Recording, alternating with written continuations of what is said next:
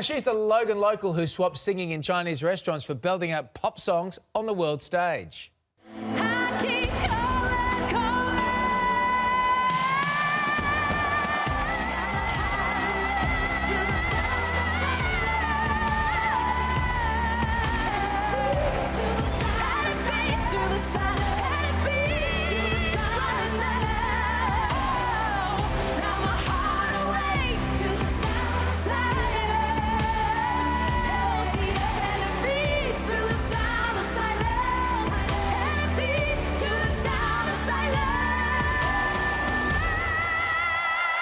That's how you sing, kids. That's how you show the world what's what. Dami Im knocked the judges' socks off at Eurovision, earning us a second place and taking us that little bit closer to Europe. She's also touched down on home soil and joins us now from her home state of Queensland. Dami, congratulations. Hey, thank you, thank you. Look at this background that we've got here. You look like you're about to do your star signs for us. What star sign are you, Dami?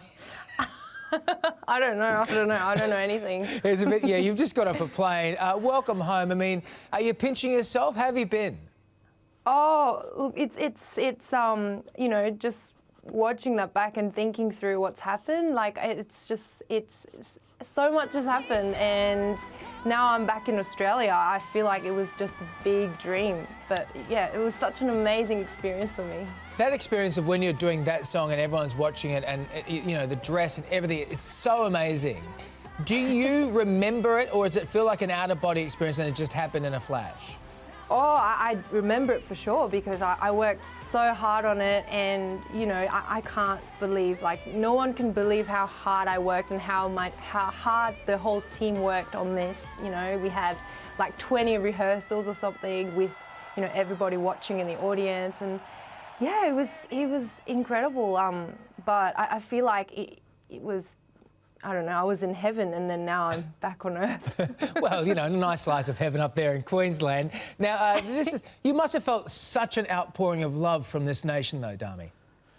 Yeah, I did. You know, I mean, it was funny. I was on the other side of the world, but I could still feel how much support I was getting from home in Australia, and, you know, from especially in Queensland and in Brisbane and in Logan. And, you know, everybody in Australia just seemed to be really cheering me on. And I guess, you know, even people that weren't my fans, they wanted to cheer for Australia, so I could really feel that love. And I did really feel like an athlete or an Olympian, and, you know, that was incredible. Yeah, well, you certainly did tackle the big guns over there. I mean, this Eurovision Song Contest has given you such a massive boost right around the world. The singles topping charts everywhere.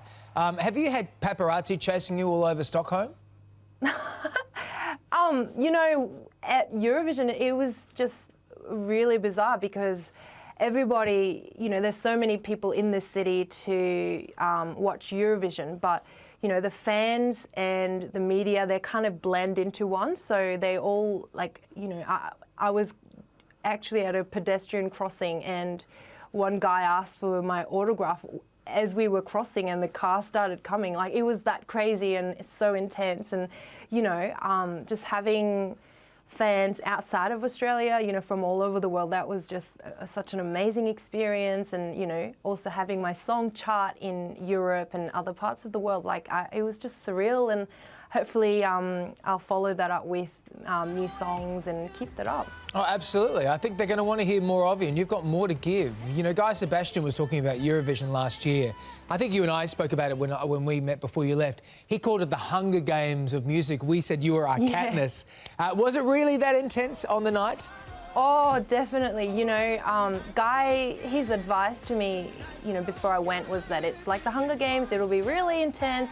You will be super tired, but try and enjoy it. And I really felt that, you know, that was the right advice because it was so intense. I was so tired, so exhausted, but I was like, you know, it's the best experience of my life, so I better enjoy it. And yeah, it was just, you know, nothing like it in the world where there's just all these countries come together and we're all united in the name of music, and it was just such an experience. Dami, no words to describe. You've been very gracious in how you've handled this. I think you've handled this like a true Australian representative, you know, saying, look, you know, second place is great. You're happy to represent Australia there. But there was a golden period of time there. It was like a half an hour, 45 minutes, where the judges' decisions all came in, and you were like 100 points or more ahead of the nearest competitor, which I think was Ukraine at the time. And was there a moment that you thought, like, my goodness, guys, we need to pinch ourselves. We could win this.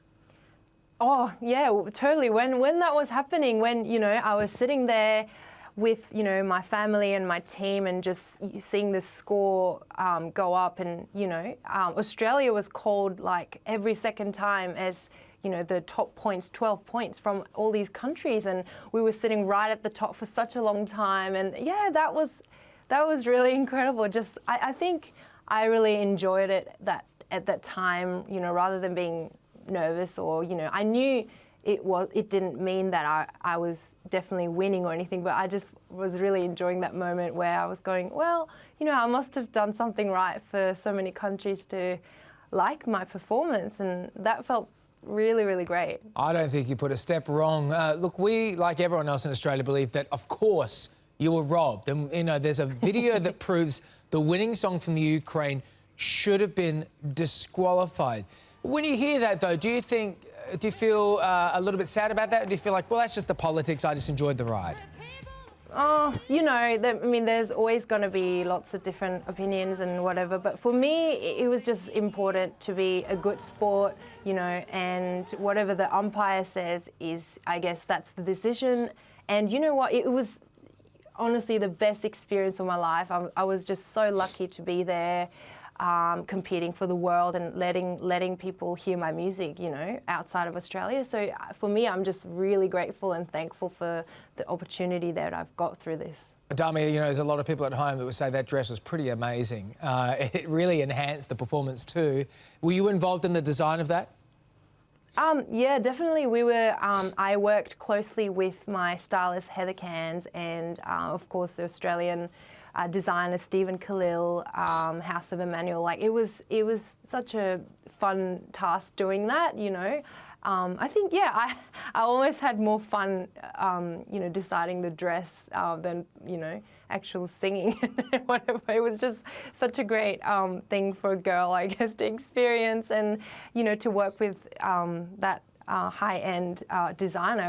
It was awesome, and I really enjoyed rocking the big dress and the big train. Well, I don't know. I think you should get used to it. I think there's more high-end things coming your way because you're just going to go bigger and better places. Dami, thank you so much, and congratulations on behalf of all of us here for representing Australia. You did us all so proud.